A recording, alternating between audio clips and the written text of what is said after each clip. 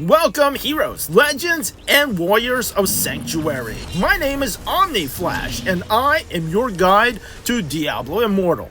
So yesterday I made a build for PvP for Necromancer. In today's video, we're going to be showing you the ultimate PvE build. And it's going to be similar to the PvP build that I made yesterday, but it has many differences. For example, in today's build, we're going to show you a little bit of speed boost. We're going to have a little bit faster build and a little bit more defense. And we're going to use bone arm, a little boost to attack and defense. So stay in touch. I'm going to show you a build that I use for dungeons, open world farm, towers. I use this for endless defense, Vanguard, anywhere, any place that is PvE. This is the build for you. Before we dive in, let me share something special with you. For me, this game isn't just about the loot or the battles. It's about the amazing people I've met along the way. About a year ago, I crossed paths with a necromancer named Job, who quickly became a friend I could count on.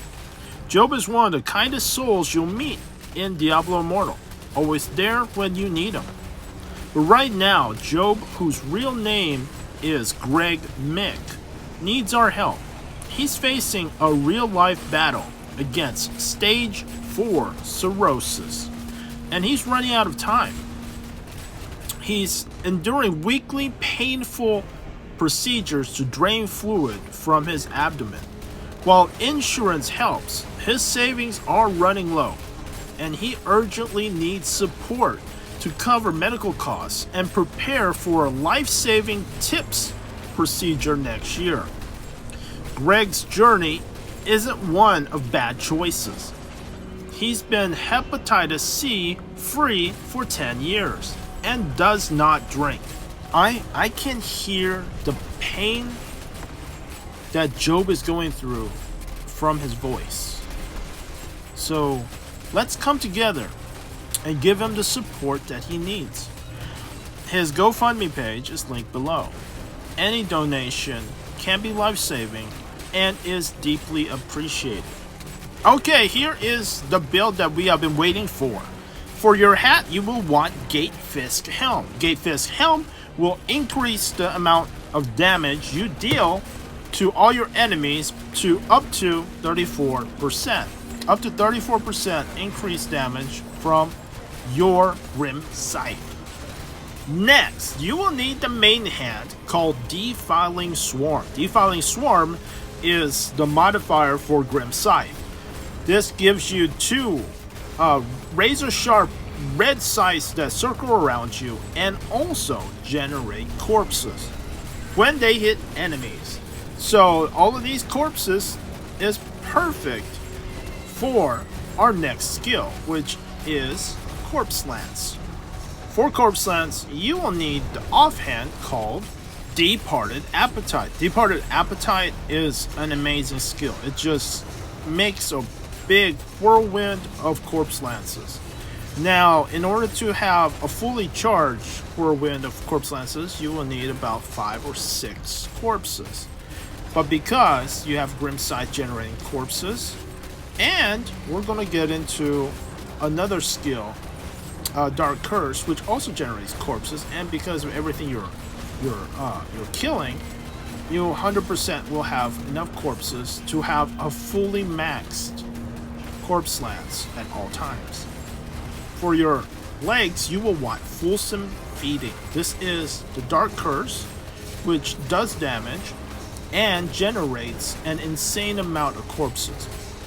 Now you're going to be needing these corpses not just for Corpse Lance, but also for our bone armor. Our bone armor is going to be Unfilled Grave. Unfilled Grave is the bone armor chest piece that you need. Gives you the Armor of the Damned and increases the damage you deal and reduces the damage you deal for each corpse. And I think it adds up to be about 38%. So it will consume corpses and make you 38% more damage. You deal 38% more damage and you take 38 30% less damage. Next, we want the shoulder piece called plate spalled shoulders, and that makes you 30% faster. Now, if you are just if you're doing something like Gauntlet, maybe Gauntlet 3, something that's just versus bosses, and you need a little bit more defense, you will swap in the chest piece, Blade of Armor, Parting Gift. It's called Parting Gift. You swap in the chest piece for 5 hit armor. You deal a little bit less damage, but you get 5 hits that negate all damage, especially on bosses that can one hit you. Also, if you're not moving much, if you're just targeting like a Gauntlet or something, if you're just targeting a boss, you can use shoulders that give you 30%, gives you more crit damage from bone armor. Blight Maw is my main hand. This is if you use Bone Spear. Now for this build, there is not another main hand. There is no other main hand needed. So what I did is I put in Blight Maw for the main hand and Spike Feather for the offhand, so that you can use Bone Spear or you can use Soulfire. All up to you. I personally am using Soulfire simply because I have a 10% extra damage charm for Soulfire, right? For the green set, you have some choices, but my favorite will be 2 Vithus for 30% longer duration on all my buffs. And then you will want 4-piece Augments. 4-piece Augments allows you to burn your enemies, and your attacks are just going at 2 million miles per hour. So you're attacking the enemies so much.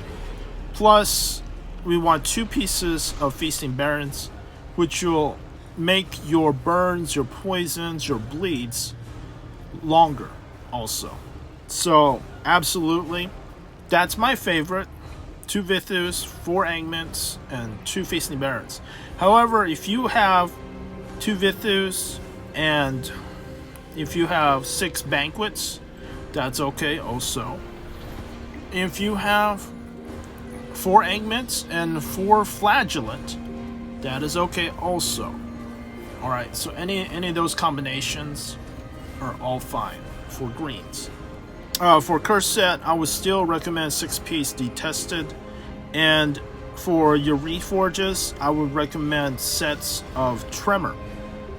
So this way you can stun enemies and produce those detested puddles underneath the enemies. And a lot of times bosses do spawn little monsters that you can stun using Tremor for reforges as well. Alright, here is the Paragon that you want. So be sure to get Slinger and Unseen, Dynamism, Deadly Intent, Gifted, Impulsive. All of these, this is your Slinger Paragon to deal the most damage, gives you crit chance, gives you 15% more damage. It's very, very good.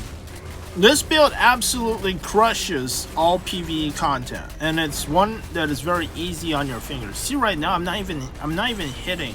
While you're killing just regular mobs, I'm not even hitting the primary attack. So there is less tapping. Only when you get to elites, only when you get to a boss, is there any real need to hit that primary attack. It's really good for your fingers, very easy farming. Just whenever those buttons, whenever bone armor comes up, whenever your Grim Sight or your, Dark Curse or your Corpse Lance comes up, just press them once and everything you touch will melt. Thanks for watching. If you have any questions, feel free to comment below, and please check out Job's GoFundMe page. And thanks for watching, and I'll see you guys in the next video.